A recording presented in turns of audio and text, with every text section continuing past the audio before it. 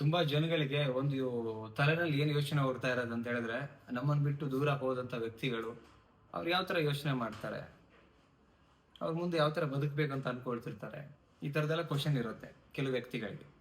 ಇವತ್ತಿನ ವಿಡಿಯೋದಲ್ಲಿ ಅವ್ರು ಯಾವ ತರ ಯೋಚನೆ ಮಾಡ್ತಾರೆ ನಿಮ್ಮಿಂದ ದೂರ ಹೋದ್ಮೇಲೆ ಅದನ್ನ ಹೇಳ್ತಾ ಹೋಗ್ತೀನಿ. ಫಸ್ಟ್ ಟೈಮ್ ಚಾನಲ್ ನೋಡ್ತಾ ಇದ್ರೆ ಸಬ್ಸ್ಕ್ರೈಬ್ ಮಾಡಿ, ಸಪೋರ್ಟ್ ಮಾಡಿ. ಅಂಡ್ ಕೌನ್ಸಿಲಿಂಗ್ ಬೇಕಂದ್ರೆ ಸ್ಕ್ರೀನ್ ಮೇಲೆ ನಂಬರ್ ಹಾಕಿರ್ತೀನಿ, ಕಾಂಟ್ಯಾಕ್ಟ್ ಮಾಡಿ. ಫಸ್ಟ್ ಪಾರ್ಟ್ ಏನಂತ ಹೇಳಿದ್ರೆ, ನಿಮ್ಮಿಂದ ದೂರ ಹೋದ್ಮೇಲೆ ಅವ್ರಿಗೊಂದು ರಿಯಲೈಸ್ ಆಗಿರುತ್ತಲ್ಲ, ಆವಾಗ ಅವ್ರು ಏನು ಯೋಚನೆ ಮಾಡ್ತಾರೆ ಅಂತ ಹೇಳಿದ್ರೆ, ತಮ್ಮ ಜೀವನದ ಬಗ್ಗೆ ಯೋಚನೆ ಮಾಡಕ್ ಶುರು ಮಾಡ್ತಾರೆ.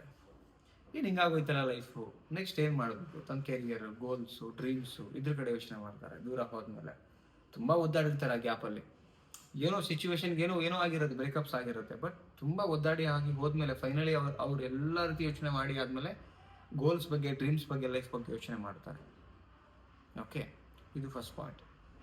ಅಂಡ್ ಸೆಕೆಂಡ್ ಅಲ್ಲಿ ನೋಡೋದಾದ್ರೆ, ಹಿಂದಿನ ನೋವು ಮರೆಯೋಕೆ ಪ್ರಯತ್ನ ಮಾಡ್ತಾರೆ. ಆಲ್ಮೋಸ್ಟ್ ಯಾವಾಗ ಸಂಬಂಧ ಸರಿ ಹೋಗಲ್ಲ ಅಥವಾ ನಿಮ್ಮಿಂದ ಚೀಟ್ ಆಯ್ತು, ಒಂದೇನೋ ಮೋಸ ಆಯ್ತು, ಮತ್ತೊಂದೇನೊಂದು ಆಯ್ತು ಅಂದಾಗ ಏನ್ ಮಾಡ್ತಾರೆ, ಎಷ್ಟು ಕೊರಗ್ತಾ ಇದ್ರು ಅದಾದ್ಮೇಲೆ ಪ್ರಾಕ್ಟಿಕಲ್ ಯೋಚನೆ ಮಾಡಕ್ ಶುರು ಮಾಡ್ತಾರೆ. ಹೇಗಾದ್ರೂ ಮಾಡಿ ಇದೇನು ಇಷ್ಟು ನೋವಿದೆಯಲ್ಲ, ಈ ನೋವನ್ನ ನೆಕ್ಸ್ಟ್ ನಾನು ತಗೊಳ್ಬಾರ್ದು, ನೆಕ್ಸ್ಟ್ ನನ್ನ ಲೈಫ್ ಒಟ್ಟಿಗೆ ನಾನು ಬದುಕಬೇಕು, ಖುಷಿಯಾಗಿ ಬದುಕೋಕ್ ಸಾಕ್ಬೇಕು.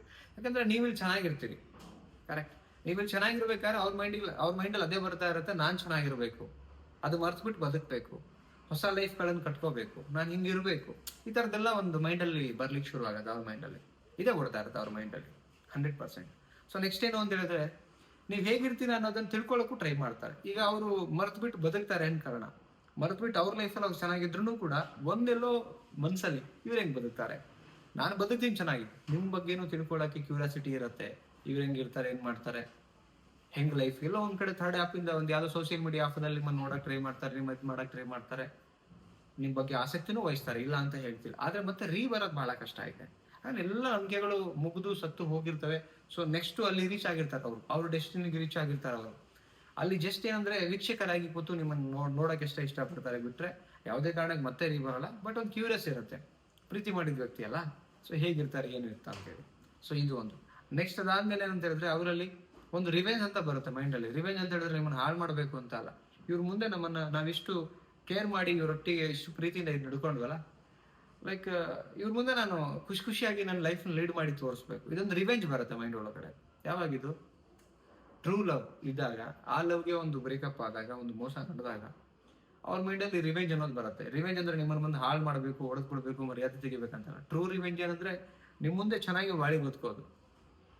ನಾನು ನಿಮ್ಗಿನ್ನ ಚೆನ್ನಾಗಿದ್ದೀನಿ ನೋಡು, ನಾನು ಬಿಟ್ಬಿಟ್ಟು ನಿನ್ ಲೈಫಲ್ಲಿ ದೊಡ್ಡ ತಪ್ಪು ಮಾಡಿದೆ ಅಂತ ನಿಮಗೆ ಫೀಲ್ ಆಗ್ಬೇಕು, ಆ ತರ ನಾನು ಬದುಕಬೇಕು ಅನ್ನೋದು ಆ ರಿವೆಂಜ್ ಕೊಡಕ್ಕೆ ಅವ್ರು ಓದಾಡ್ತಿರ್ತಾರೆ. ಸೊ ಅದನ್ನ ಯೋಚನೆ ಮಾಡ್ತಿರ್ತಾರೆ. ಓಕೆ, ಸೊ ಇದಿಷ್ಟು ಕೂಡ ಒಂದು ಬ್ರೇಕಪ್ ಏನಾಗತ್ತೆ, ಬ್ರೇಕಪ್ ಆಗಿ ದೂರ ನಡೆದಿರ್ತಾರೆ ಅವಾಗ ಬರುವಂತ ಯೋಚನೆಗಳು. ಇಷ್ಟ ಆದ್ರೆ ಒಂದು ಲೈಕ್ ಮಾಡಿ. ನಾನು ನಿಮಗೇನು ಅನ್ಸುತ್ತೆ ಕಮೆಂಟ್ ಮಾಡಿ. ಮತ್ತೊಂದು ಟಾಪಿಕ್ ಅಲ್ಲಿ ಸಿಗ್ತೀನಿ. ಅಂಡ್ ಸಬ್ಸ್ಕ್ರೈಬ್ ಮಾಡಿಲ್ಲ, ಸಬ್ಸ್ಕ್ರೈಬ್ ಮಾಡಿ. Thank you so much. ನಮಸ್ತೆ.